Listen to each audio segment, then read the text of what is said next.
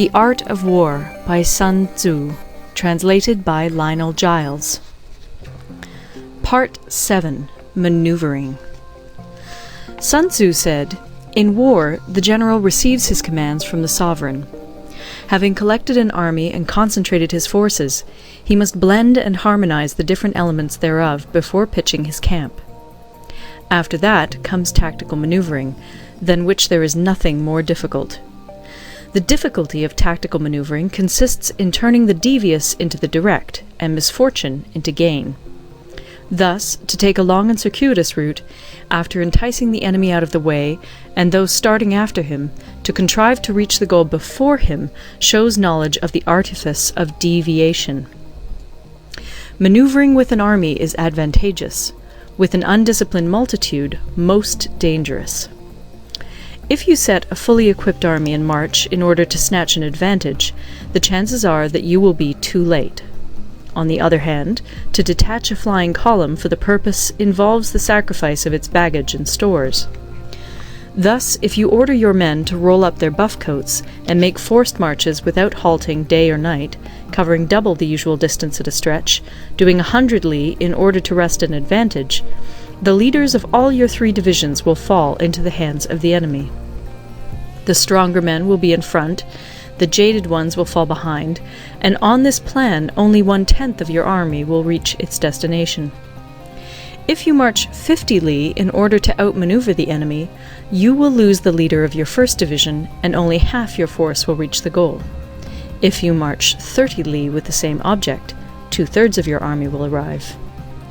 We may take it then that an army without its baggage train is lost. Without provisions, it is lost. Without bases of supply, it is lost. We cannot enter into alliances until we are acquainted with the designs of our neighbors.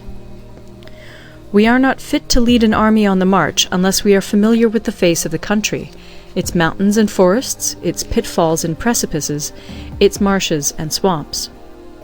We shall be unable to turn natural advantage to account unless we make use of local guides. In war, practice dissimulation and you will succeed. Whether to concentrate or to divide your troops must be decided by circumstances. Let your rapidity be that of the wind, your compactness that of the forest. In raiding and plundering be like fire, in immovability like a mountain.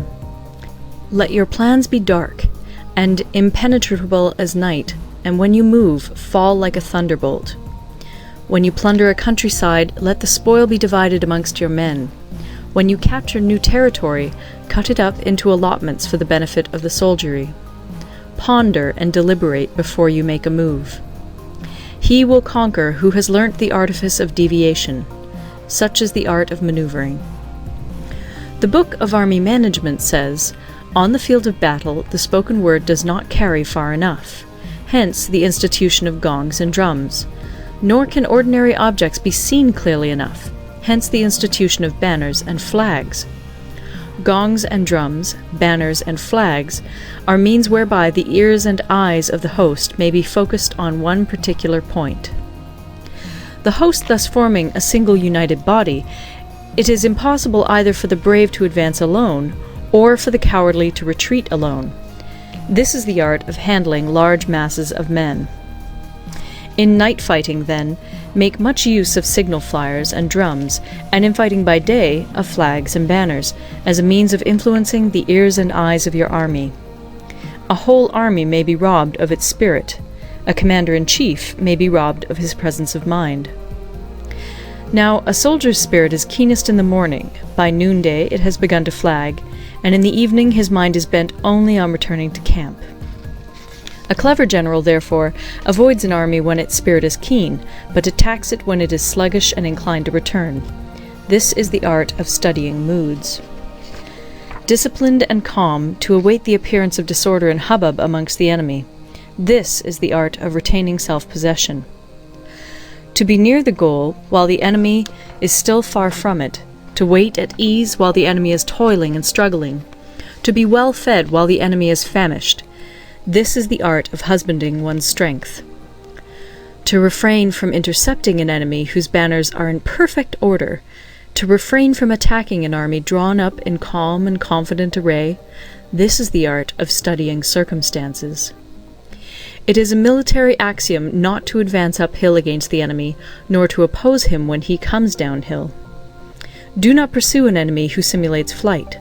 Do not attack soldiers whose temper is keen. Do not swallow bait offered by the enemy. Do not interfere with an army that is returning home. When you surround an army, leave an outlet free. Do not press a desperate foe too hard. Such is the art of warfare. End of Part 7. Part 8. Variation in Tactics.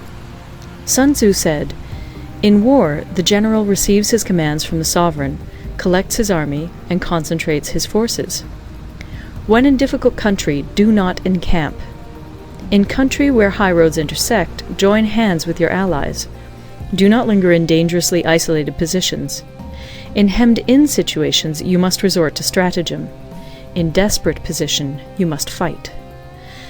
There are roads which must not be followed, armies which must not be attacked, towns which must not be besieged, positions which must not be contested, commands of the sovereign which must not be obeyed." The general who thoroughly understands the advantages that accompany variation of tactics knows how to handle his troops. The general who does not understand these may be well acquainted with the configuration of the country, yet he will not be able to turn his knowledge to practical account. So, the student of war who is unversed in the art of war of varying his plans, even though he be acquainted with the 5 advantages, will fail to make the best use of his men. Hence, in the wise leader's plans, considerations of advantage and of disadvantage will be blended together. If our expectation of advantage be tempered in this way, we may succeed in accomplishing the essential part of our schemes. If, on the other hand, in the midst of difficulties we are always ready to seize an advantage, we may extricate ourselves from misfortune.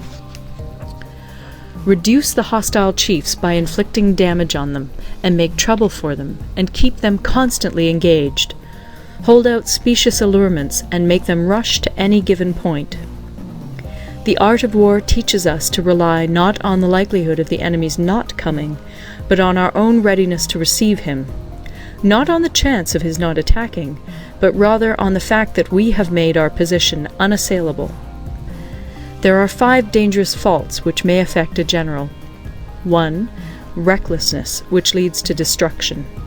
2. Cowardice, which leads to capture. 3. A hasty temper, which can be provoked by insults. 4. A delicacy of honor, which is sensitive to shame. 5. Over-solicitude for his men, which exposes him to worry and trouble. These are the 5 besetting sins of a general, ruinous to the conduct of war. When an army is overthrown and its leader slain, the cause will surely be found among these 5 dangerous faults. Let them be a subject of meditation. End of Part 9.